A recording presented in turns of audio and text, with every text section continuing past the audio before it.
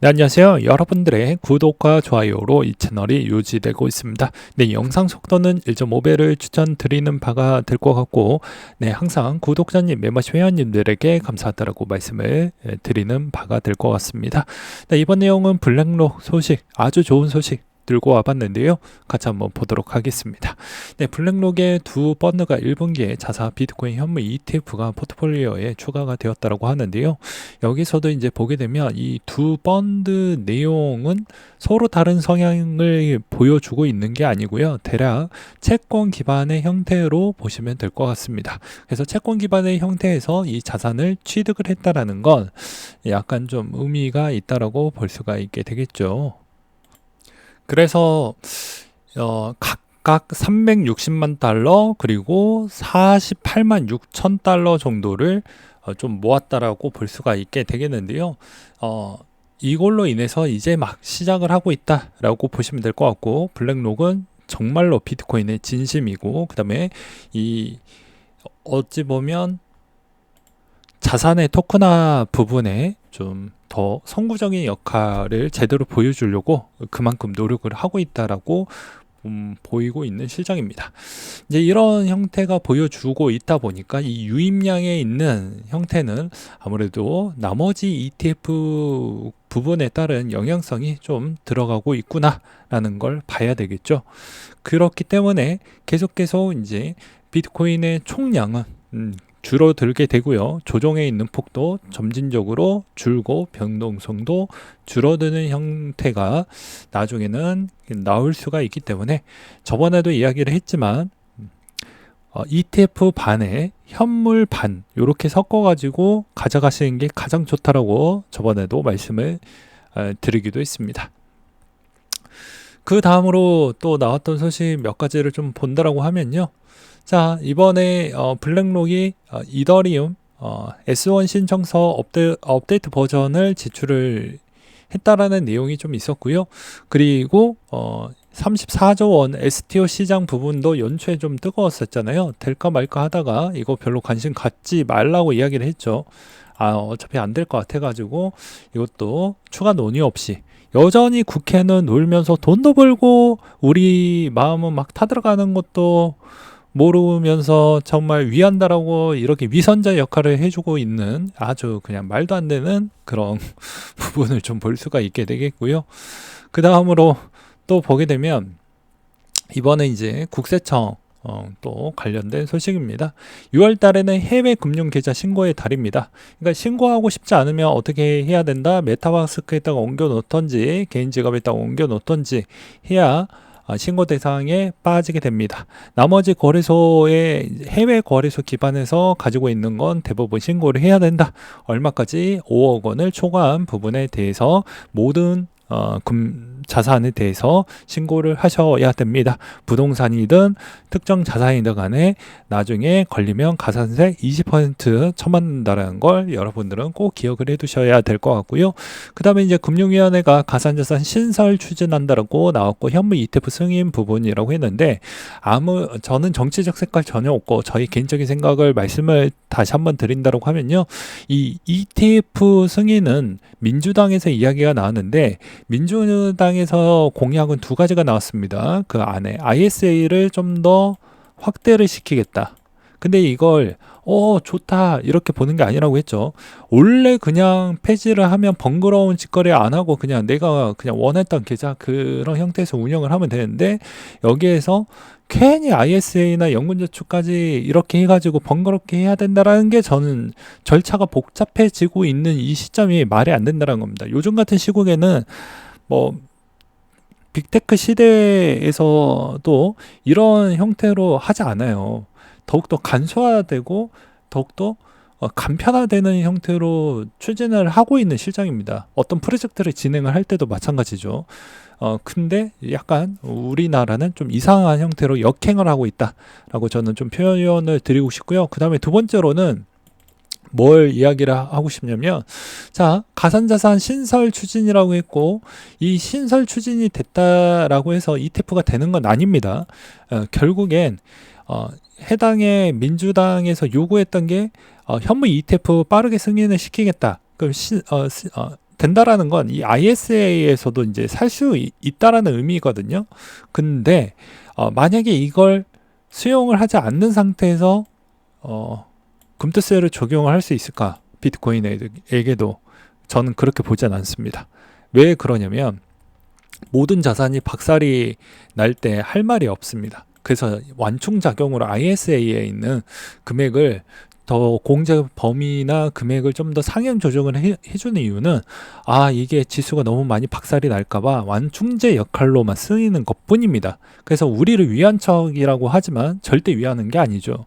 그리고 두 번째로는 뭐라고 설명을 드릴 수가 있냐면 만약에 비트코인을 현물 ETF에 안 하면 솔직히 투자자 입장에서는 선택폭이 너무 많이 줄어들기 때문에 이거는 어찌 보면 자본시장 구도의 투자자의 선택폭을 저해시키고 유예시켰다 이렇게도 표현이 가능하다라고 말씀을 드릴 수가 있기 때문에 웬만하면 금투세 부분이 만약에 코인 부분으로도 똑같이 적용을 시킬 거라고 하면 그거에 충당할 수 있을 만한 다른 방안으로 ETF가 무조건 되어야 될 것으로 저는 그렇게 좀 해석을 하고 있는 바입니다.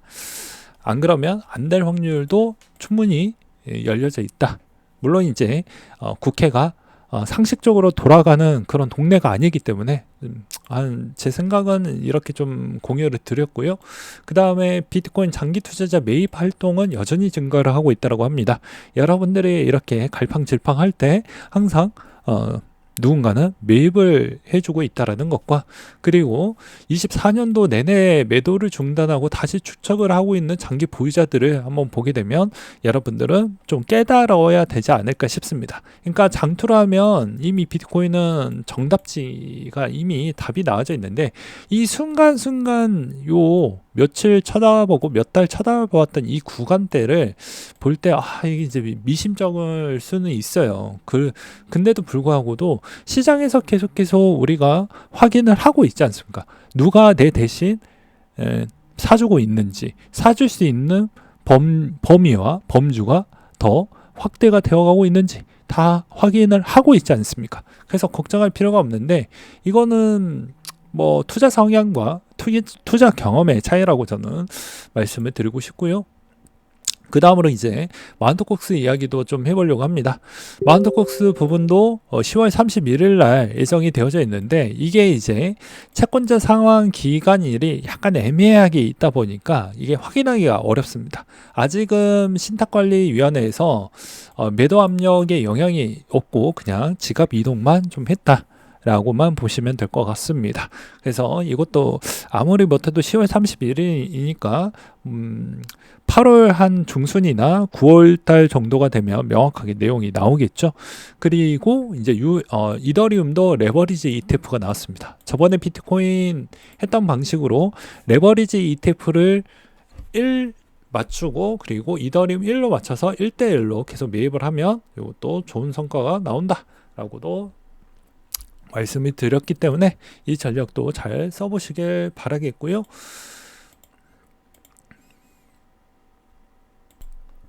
그 다음으로 이제 연준의 금리 일정 이야기를 짤막하게 이야기를 하고 마무리를 지어보도록 하겠습니다. 이제 6월 13일 정도입니다. 대부분 이제 실업자 청구 건수 PC 발표 이렇게 이제 대충 나오게 될 것인데요. 이 내용들을 보면서 이제 연준들의 방향성이 나오는 시점이다. 그래서 아무래도 6월 달에 있는 형태는 저는 이렇게 보고 있습니다. 눈치 보기 장이 좀 더 많이 이루어질 것이고 여기서도 6월 달에 이제 전환 시기 패턴에서 이 전환의 포인트를 줄 수 있을 만한 메시지가 안 보인다라고 하면 6월 달은 되게 좀 포지션 잘 안 잡히는 형태가 나올 것이고 특징적으로 이제 뭐 민코인 애들 위주로 움직일 확률은 매우 높아질 확률은 더 높을 것 같다. 라고 말씀을 드리고 싶습니다. 왜냐 방향성이 안 잡히면 뭐다? 도미넌스에 따른 형태의 움직임이 조금씩은 움직일 확률이 훨씬 더 높다. 이렇게 보는 게 맞을 것 같기 때문입니다.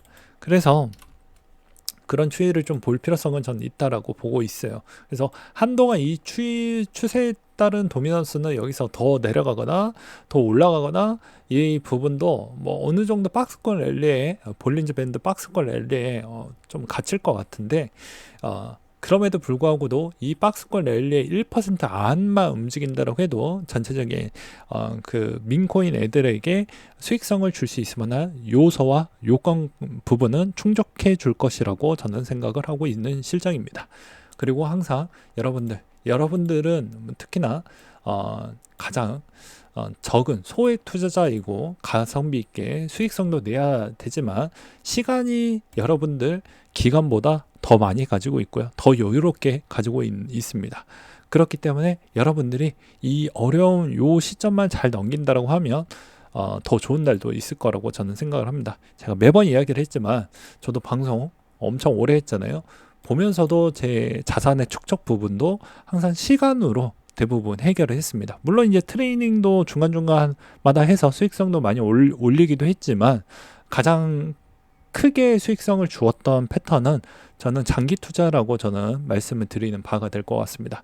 물론 이제 뭐 알트코인에서 승부수를 던져야 되는 형태는 진짜 내가 말도 안 되게 부자 부분에 꼭 한번 내 인생에서 한번 찍어보고 싶다라고 하면 진짜 저번에도 이야기를 했지만 부자를 한번 찍어보고 싶다라고 하면 찢어지게 가난이 아니고 저기 지하세계, 이 지하세계 요 사이에 지옥세계가 있거든요.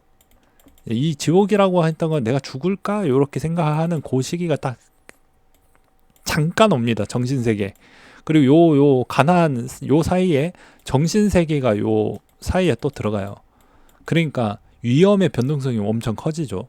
내가 부자를 탐하려고 하면 이 구간에 이 계급에 여기까지 들어가려고 하면 이 가난과 정신세계를 거쳐서 지옥세계를 거친 다음에 지하세계까지 간 뒤에도 내가 베팅을 했던 부분이기 때문에 절대 후회하지 않고 내가 여기까지 내려갈 수 있으니까 풀베팅 한번 때려봐야 되겠다.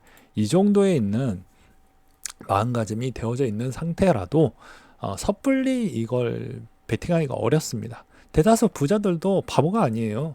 그럼에도 불구하고도 전체 자산에 진짜 공격적으로 많이 해보셨던 거물급 분들을 보게 되면 10% 내외로 합니다. 네, 10% 내외로 해요. 크립토 부자들을 이야기하는 게 아닙니다.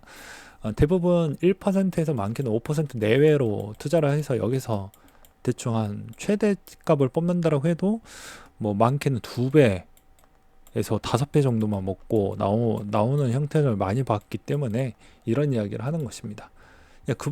그분들도 깨지는 게 너무 아프다는 걸 알기 때문에 자기의 포트폴리오에 어느 정도만 레버리지를 쓰고 할 거냐, 그리고 내 포트폴리오를 얼마나 가성비 있고 효율적으로 뽑아내서 운영을 할 거냐, 이게 내 인생이 요즘 길어지고 있잖아요. 뭐 중입자 치료도 있어가지고 요즘은 이제 전립선만 치료한다고 했지만 요즘은 이제 대장이나 간암까지도 요즘 치료 를 할 수 있다라고 하니까 그만큼 이제 수명이 계속 길어지고 있는데, 투자의 실패에 있는 곡선이 한 번이라도 찍히게 되면 회복하는 속도가 그냥 무던하게 가는 사람들 대비보다는